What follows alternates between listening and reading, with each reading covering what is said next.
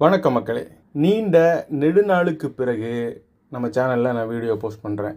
தொடர்ந்து சட்டம் பற்றி நம்ம சேனலில் நீங்கள் தெரிந்து கொள்ளலாம். நம்ம சேனலுக்கு நீங்கள் இதுதான் முதல் முறையாக வரீங்க அப்படின்னா மறக்காமல் சப்ஸ்கிரைப் பண்ணி வச்சுக்கோங்க.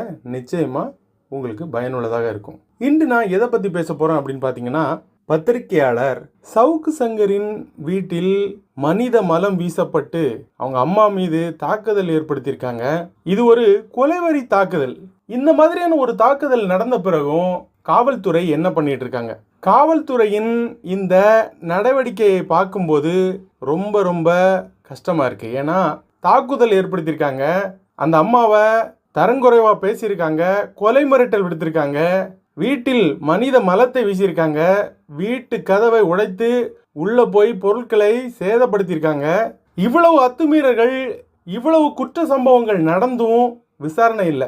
சம்பந்தப்பட்ட நபர்கள் குற்றம் செய்தது சிசிடிவி கேமராவில் பதிவு செய்யப்பட்டும் அவர்கள் கைது செய்யப்படல. தகுந்த ஆதாரங்களும் சாட்சியங்கள் இருக்கும் போதே காவல்துறை அதிகாரிகள் நடவடிக்கை எடுக்காமல் இருப்பது மிகவும் வருந்தத்தக்க ஒரு விஷயமா இருக்கு. ஒரு பிரபலமான நபரின் வீட்டில் அனைவருக்கும் தெரிந்த ஒரு குற்ற சம்பவத்திற்கே காவல்துறை அதிகாரிகள் நடவடிக்கை எடுக்கவில்லை அப்படின்னா உங்களையும் என்னையும் போல சாமானிய மக்களுக்கு இந்த காவல்துறை அதிகாரிகள் எப்படி பாதுகாப்பு கொடுப்பார்கள்? அந்த குற்ற சம்பவத்திற்கு ஆதாரங்களையும் சாட்சியங்களையும் எப்படி நாம திரட்டுவது? ஏன்னா சிசிடிவி கேமரா இருந்தும் பயனில்லாமாயிருச்சு. சில வழக்குகள்ல புகார் கொடுக்கப்பட்ட பிறகும் உண்மையாகவே அந்த குற்ற சம்பவம் நடந்துதா அப்படிங்கிறதுல தெளிவு இல்லாம ஒரு காவல்துறை அதிகாரி குழப்பத்துல இருக்கலாம். ஆனா சிசிடிவி கேமரால ஒரு குற்ற சம்பவம் நடந்தது தெளிவாக இருக்கும் போது அந்த காவல்துறை அதிகாரிகளுக்கு என்ன குழப்பம், என்ன லீகல் ஒப்பீனியன் எனக்கு ஒண்ணுமே புரியல. கும்பலாக போய் ஒருத்தனை தாக்கிட்டா அது ஒரு போராட்டத்தில் நடந்த ஒரு விபத்து அப்படின்னு சொல்லி அதை கண்டுக்காம காவல்துறை அதிகாரிகள் இருக்கலாமா? இது ஒரு தனிப்பட்ட நபரின் மீது தனிப்பட்ட நபர் கொண்ட வஞ்சத்தினால் ஏற்பட்ட ஒரு குற்ற சம்பவம் அப்படின்னு எல்லாருக்குமே தெரிந்தும் அந்த குற்றத்திற்கு நடவடிக்கை இல்லை. இது தனிப்பட்ட நபர்களுக்கு அச்சத்தை ஏற்படுத்தும். வீட்டை சுற்றி சிசிடிவி கேமரா வைத்திருந்தாலும் ஒரு குற்ற சம்பவம் நடந்தாலும் அதை தெளிவாக காவல்துறை அதிகாரிகளுக்கு போட்டு காண்பித்தாலும் அந்த குற்றம் நடந்ததா என்று ஒரு லீகல் ஒப்பீனியன் வேண்டும், அல்லது அதற்கு விசாரணை வேண்டும் அப்படின்னு குழப்பத்தில் ஒரு காவல்துறை அதிகாரிகள் இருக்கிறார்கள் அப்படின்னாலே மக்கள் அச்சத்திற்குள்ளாகப்படுவார்கள்.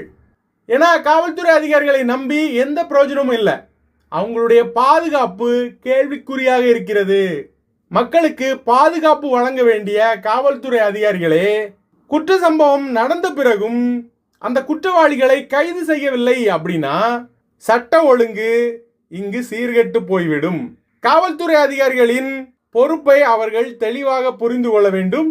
இந்த விஷயத்துல துரிதமா செயல்பட்டு காவல்துறை அதிகாரிகள் ஒரு நடவடிக்கை எடுத்திருக்கணும்.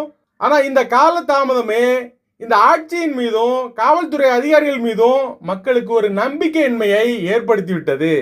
இந்த மாதிரியான ஒரு தாக்குதல் சம்பவத்திற்கு பிறகு விசாரணை இல்லாமல் இருப்பதும், அந்த குற்றவாளிகள் கைது செய்யப்படாமல் இருப்பதும், அந்த சம்பவத்திற்கு ஒரு எஃப்ஐஆர் கூட பதிவு செய்யப்படாமல் இருப்பதும் குற்றவாளிகளுக்கு ஒரு தைரியத்தை ஏற்படுத்தலாம்.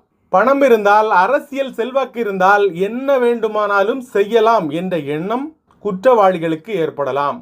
நமக்கு ஒரு ஆபத்து வருது, நாம யாரை தொடர்பு கொள்ள முடியும்? காவல் நிலையத்தை தான் நாம தொடர்பு கொள்ள முடியும். காவல் நிலையத்தில் தான் நாம புகார் அளிக்க முடியும்.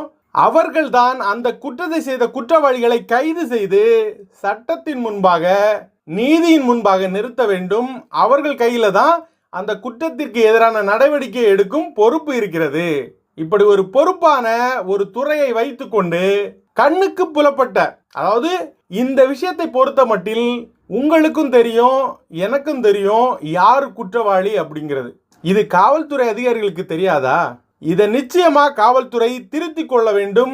அச்சத்தில் இருக்கும் மக்களுக்கு பாதுகாப்பு காவல்துறையே என்ற ஒரு நிலை இருந்தது மாறி மக்கள் சட்டத்தை கையில் எடுத்துக்கொண்டால், குற்றவாளிகளை மக்கள் தண்டிக்க ஆரம்பித்தால், கொலை செய்பவன், கொள்ளை செய்பவன், அத்துமீறி வீட்டில் நுழைந்து பிரச்சனை ஏற்படுத்துவன் அனைவரும் இறப்பார்கள்.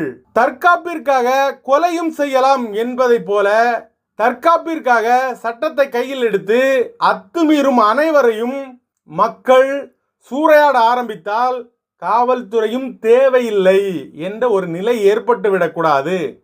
சட்ட ஒழுங்கு பாதுகாக்கப்பட வேண்டும் என்பதையே நானும் விரும்புகிறேன். மேலும் பத்திரிகையாளர் சவுக்கு சங்கர் அவர்களின் வீட்டின் மீது இந்த மாதிரியான அருவருக்கத்தக்க தாக்குதலை ஏற்படுத்திய நபர்கள் அனைவரின் மீதும் எஃப்ஐஆர் பதிவு செய்யப்பட வேண்டும். இந்த மாதிரியான வழக்குகளில் நீதிமன்றம் கவனத்தை செலுத்த வேண்டும். அதாவது இது தனி மனித பாதுகாப்பை கேள்விக்குறியாக்குகிற ஒரு வழக்கு. அதனால நீதிமன்றமும் இந்த மாதிரியான வழக்குகள் மீது உயர் நீதிமன்றம் அக்கறை எடுத்துக்கொள்ள வேண்டும். மீண்டும் உங்களுக்கான ஒரு சட்டப்பதிவில் சந்திப்போம். அது வரைக்கும் உங்களிடமிருந்து விடைபெறுவது வழக்கறிஞர் பிரகதீஷ். நன்றி, வணக்கம்.